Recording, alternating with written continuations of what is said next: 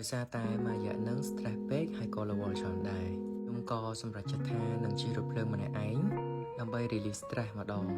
ដំបូងខ្ញុំគិតថា6ម៉ោងហ្នឹងយូរប្រហែលជាខ្ញុំ stress លើសដើមឯងមើលទៅដោយសារតែម៉ោង2ទៅគេចេញទៅប៉ុន្តែអត់ដូចអ្វីដែលខ្ញុំបានគិតទេគឺវាខុសឆ្ងាយពីជិះឡានច្រើនខ្លាំងមែនតើហ្មងនៅតាមដងផ្លូវគឺខ្ញុំអាចគយគន់នៅទេសភាពស្អាតគឺស្អាតដល់ថ្នាក់ខ្ញុំអត់អាចប្រាប់អ្នកនរគ្នាថាវាស្អាតបែបណា